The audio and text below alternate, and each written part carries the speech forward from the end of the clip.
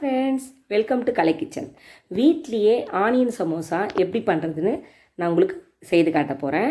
வாங்க வீடியோக்குள்ளே போகலாம். ஆனியன் சமோசா வீட்டில் செய்கிறதுக்கு நான் ஒரு கப்பு மைதா மாவு எடுத்திருக்கேன். ஒரு கப்புனா 250 கிராம் அளவு மைதா மாவு எடுத்திருக்கேன். அது கூட தேவையான அளவு 1/4 டீஸ்பூன் உப்பு சேர்த்துருக்கேன். உப்பு சேர்த்துட்டு அதுக்கு 1 டேபிள் ஸ்பூன் ரவை சேர்த்துருக்கேன். ஏன்னா கிறிஸ்பியாக வரணும் இல்லையா, அதனால் நம்ம கடைகளில் கிடைக்கிற மாதிரி கிறிஸ்பியாக வரணுன்றதுக்காக நான் ரவை சேர்த்துருக்கேன். அது கூட கலந்து நம்ம தண்ணி சேர்த்து சப்பாத்தி மாவு எப்படி பிசைவோம் அந்த பதத்துக்கு நம்ம பிசைஞ்சு அதை நம்ம ஒரு 20 நிமிஷம் ரெஸ்ட்டில் வச்சிடலாம். ஒரு கடாய் வச்சுட்டு அதில் ஆயில் விட்டுக்கிறோம். ஆயில் விட்டு நீளமாக கட் பண்ண வெங்காயம் ரெண்டு வெங்காயம், பெரிய சைஸ் வெங்காயம் 2 வெங்காயம் நான் கட் பண்ணி வச்சுருக்கேன். அதை நம்ம பெருசாக கட் பண்ணி வச்சுட்டு கடுகு, சீரகம், கருவேப்பிலை இதெல்லாம் போட்டு நம்ம நல்லா பொரிஞ்சதும் ஆனியனை போட்டு நல்லா வதக்கணும். இது நம்ம வீட்டிலே செய்கிறதுனால நம்ம என்ன இதில் போட்டு கலந்துருப்பாங்களோ, எந்த எண்ணெயில் செய்வாங்களோ இதெல்லாம் நம்ம யோசிக்காமல் நம்ம வீட்டிலே ஹெல்த்தியாக செஞ்சு பசங்களுக்கு ஈவினிங் ஸ்நாக்ஸாக நம்ம செய்து கொடுத்தோம்னா பசங்களும் நல்லா விரும்பி சாப்பிடுவாங்க. நமக்கும் ஹெல்த்தியான ஃபுட்டை கொடுத்தோன்ற ஒரு திருப்தி இருக்கும். அதனால் நம்ம இந்த மாதிரி நம்ம வீட்டிலே செஞ்சு பண்ணி கொடுக்கலாம். ரொம்ப நேரம்லாம் ஆகாது. இது ரொம்ப ஈஸி தான். நீங்கள் நான் சொல்கிற மெத்தடில் நீங்கள் செஞ்சிங்கன்னா ரொம்ப ஈஸியாக செஞ்சிடலாம். நல்லா வதங்கினதும் கண்ணாடி பதத்துக்கு வதங்கினா போதும்.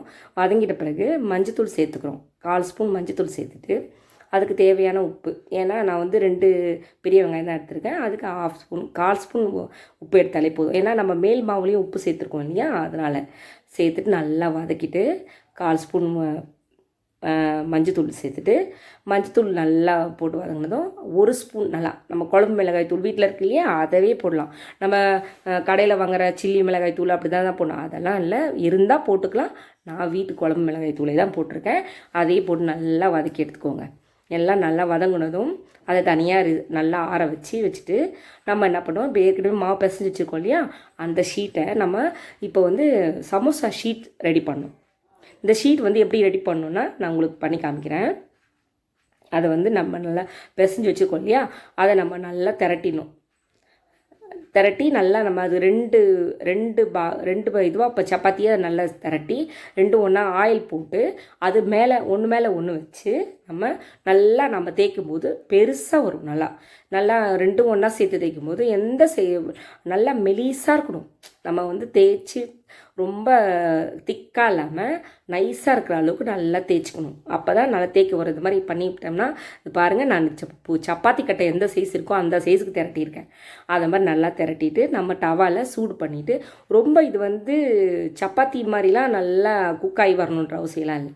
ஷீட் சூடாகும். நல்லா சூடாகி 2 பக்கமும் இது பண்ணோம்னா இப்போ நம்ம சப்பாத்தி தேய்ச்சி வச்சு நம்ம பண்ணும்போது நமக்கு கையில் ஒட்டும் இல்லையா, ஒட்டிட்டு ஒன்றோட ஒன்று நம்ம பண்ணி வைக்கும்போது ஒட்டிடும். அது ஒட்டாமல் வரணும். நம்ம அழகாக மடிக்கணுன்றதுக்காக தான் இது. சும்மா வாட்டி எடுத்தால் போதும். 2 பக்கமும் வாட்டி எடுத்துகிட்டு அதே மாதிரி இன்னொன்று நான் பண்ணி காமிக்கிறேன் பாருங்கள். நல்லா தேய்ச்சிட்டு அது மேலே ஆயில் அப்ளை பண்ணி இன்னொரு சப்பாத்தியும் அதே சைஸ் அளவுக்கு தேய்ச்சி நல்லா நம்ம திரட்டி எடுக்கும்போது பெருசாக எந்த நம்ம அளவுக்கு வருமோ அந்த அளவுக்கு தேய்க்கலாம். நல்லா நைஸாக வரும். அதே மாதிரி நல்லா சப்பாத்தி இதே மாதிரி திரட்டி எடுத்துகிட்டு திரும்பவும் நம்ம டவாவில் போட்டு இதே மாதிரி வாட்டி எடுத்துட்டோம்னா சும்மா லேயராக நம்ம அழகாக வரும் அந்த ஷீட்டு. ஷீட் இதே மாதிரி தான் ரெடி பண்ணுவாங்க. நீங்களும் வீட்டில் ரெடி பண்ணி பாருங்கள், உங்களுக்கு ஈஸியாக இருக்கும். இந்த மாதிரி பண்ணிட்டாலே உங்களுக்கு சப்பாத்தி நடது நம்ம எப்படி பண்ணுறது பண்ணி வச்சுக்கிட்டோம். பண்ணி அதை நம்ம லேட்டாக குழந்தைங்க வரப்போ ஸ்நாக்ஸ் பண்ணி கொடுக்கணுன்னா நம்ம காலையில் இது மாதிரி பண்ணி வச்சுக்கிட்டோம்னா சீக்கிரமாக நம்ம இதை ரெடி பண்ணி கொடுக்குறதுக்கு ஈஸியாக இருக்கும்.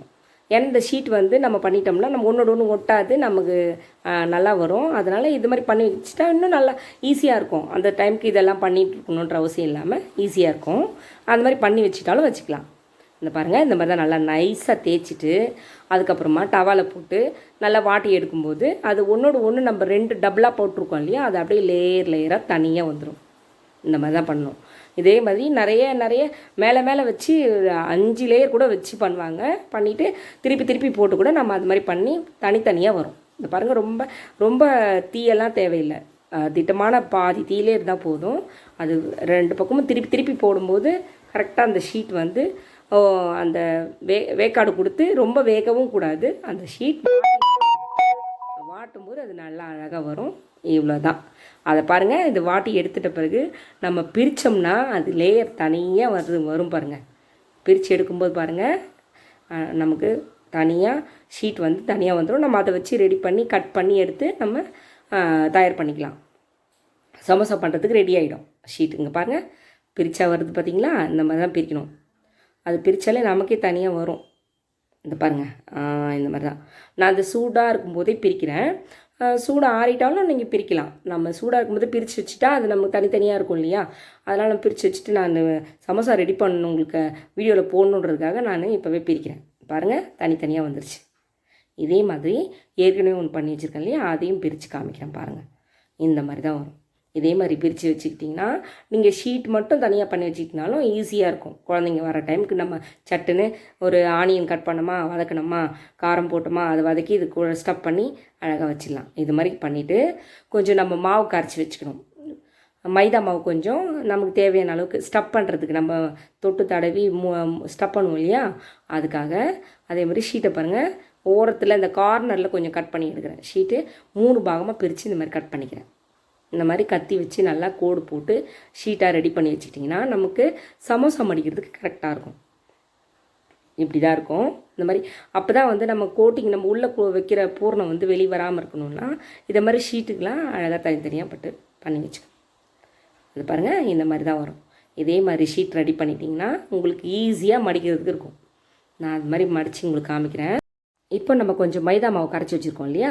அது ஸ்டப் பண்ணுறதுக்காக ஒட்டணும் இல்லை அதில், அதனால் நம்ம மைதா கொஞ்சம் கரைச்சி வச்சுக்கிறோம்ல, அந்த கார்னரில் கொஞ்சம் ஒட்டிட்டு இது பாருங்கள், இந்த பக்கம் ஒரு மடிப்பு, அப்படியே இந்த முக்கோண வடிவில் அப்படியே இந்த ஷேப்பில் ஒரு மடிப்பு, இந்த மாதிரி தான் மடிக்கணும்.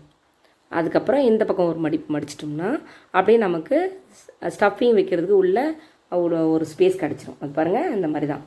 அதுக்குள்ளே நம்ம வதக்கி வச்சுக்கிற ஆனியனை எடுத்து நம்ம ஸ்டப் பண்ணிட்டோம்னா ஸ்டப் பண்ணி நம்ம கீழே இருக்கிற கார்னர்லலாம் வந்து நம்ம மைதா மாவை நல்லா தடவி மூடிட்டோம்னா சமோசா ரெடி. அவ்வளோதாங்க, ரொம்ப ஈஸி தான் இது. நம்ம ஒரு வாட்டி பார்த்தாலே நமக்கு ஒரு வாட்டி பண்ணோம்னா நம்ம தெரிஞ்சிடும். அது ஒரு பெரிய விஷயம் இல்லை. பாருங்கள், இது மாதிரி தான் பண்ணிவிட்டு அந்த மைதா மாவை வந்து நம்ம இந்த கார்னர்லாம் நம்ம தொட்டு தடவிக்கணும். தொட்டு தடவி ஸ்டப் பண்ணி மூடி வச்சிட்டோம்னா சமோசா ரெடி ஆகிடும். அப்படியே எண்ணெயில் பொரிச்சு எடுக்க வேண்டியது தான். இந்த மாதிரி நான் ஏற்கனவே பண்ணி வச்சுருக்கேன் பாருங்கள். இந்த மாதிரி தான் ஸ்டப் பண்ணி இது மாதிரி மூடிட்டோம்னா நமக்கு அழகான ஷேப்பில் நமக்கு சமோசா ரெடி ஆகிடும். பாருங்கள், ஏற்கனவே நான் பண்ணி வச்சுருக்கேன். இந்த மாதிரி தான் பண்ணி வச்சுருக்கேன் பாருங்கள். அது அப்படியே நம்ம சூடான ஆயிலில் நம்ம திட்டமான சூடு இருக்கணும், ரொம்ப ஆவி பறக்க இருக்க வேண்டாம். ஓரளவுக்கு சூடாகிட்ட பிறகு நம்ம ஒன்று ஒன்றா போட்டு அதில் பொரிச்சு எடுக்க போகிறோம். எப்படி பொரிக்கணும்னு பார்க்கலாம். எண்ணெய் காஞ்சிருச்சு, அதில் ஒன்று ஒன்றா எடுத்து நம்ம பொரிச்சு எடுக்க போகிறோம். அந்த மாதிரி தான் பாருங்கள். அது நம்ம ஸ்டப்லாம் வெளியே வரும்லாம் நம்ம பயப்பட வேண்டாம். ஏன்னா நமக்கு வந்து உதிரியாலாம் எதுவும் வைக்கல. அதனால் நம்ம ஆனியன் தான் ஃப்ரை பண்ணி வச்சுருக்கோம். அதில் நம்ம ஒன்று ஒன்றா 3 மூணா நான் திட்டமாக எண்ணெய் ஊற்றிருக்கேன். அதுக்கேற்ற மாதிரி பொரித்து 2 பக்கமும் திருப்பி திட்டமான தீயில் வச்சு இப்போ இதை உள்ளே போட்டுட்ட பிறகு நம்ம ஆயிலில் இறக்கி விட்டுட்டோம்னா கொஞ்சம் சிம்மில் வச்சுக்கோங்க தீ. ஏன்னா அப்போ அதுக்கு தான் நம்ம ரொம்ப ஹை தீயில் வச்சிட்டோம்னா பாதி தீயில் வச்சு பொரிக்கும் போது தான் நல்லா பொரிஞ்சு வரும். ஹை தீலையும் வைக்கக்கூடாது, ரொம்ப லோவிலையும் வைக்கக்கூடாது. ரொம்ப லோவில் வச்சா எண்ணெய் குடிச்சிரும். அதனால் பாதி தீயில் வச்சு நல்லா பொரித்து எடுத்தோம்னா சூப்பரான சமோசா ரெடி ஆகிடும். பாருங்கள், இதே மாதிரி வீட்டில் பசங்களுக்கு ஹெல்த்தியான ஃபுட்டை நீங்கள் வீட்டில் செஞ்சு கொடுங்க. கலை கிச்சனை சப்ஸ்கிரைப் பண்ணுங்கள், ஷேர் பண்ணுங்கள், கமெண்ட் பண்ணுங்கள். இதேமாதிரி நிறைய ரெசிபி நான் உங்களுக்கு நிறைய பண்ணி காட்டுவேன். அப்போ தான் உங்களுக்கு ஆல் பட்டனை அழுத்திடுங்க. நான் நிறைய போடுற வீடியோலாம் உங்களுக்கு முன்னாடி வந்து காமிக்கும். இந்த மாதிரி நீங்கள் வீட்டில் செஞ்சு பாருங்கள். சூப்பராக ரெடி ஆகிடும். மொறுன்னு கிறிஸ்பியான ஆனியன் சமோசா ரெடி ஆகிடும். அந்த ஓரங்கள்லாம் நம்ம கட் பண்ணி வச்சுருக்கோம் இல்லையா, அதை வந்து நம்ம தூக்கி போடாமல் அதையும் நம்ம பொரித்து பூரியை பசங்களுக்கு கொடுத்தோம்னா அதுங்களும் இன்ட்ரெஸ்ட்டாக சாப்பிடும். வீண் பண்ணாமல் இதை மாதிரி பண்ணி கொடுக்கலாம். குழந்தைங்களுக்கு ரொம்ப ஹெல்த்தியாகவும் இருக்கும். வீட்டிலே பண்ணி கொடுக்குறதுனால பசங்களுக்கும் ஒரு பார்க்குறதுக்கே அழகாக இருக்கும். இது பாருங்கள், இந்த மாதிரி பொரிச்சு கொடுத்தோம்னா அதை ஏன் கீழே போடணும், அது வீணாக தானே போகுதுன்னு சொல்லி அதை நீங்கள் குட்டி குட்டியாக கட் பண்ணியும் போடலாம், நீங்கள் அப்படியும் போடலாம். இந்த மாதிரி பொரிச்சு எடுத்து கொடுங்க, சூப்பராக இருக்கும். இப்படி செஞ்சால் அப்படி இருக்கும்.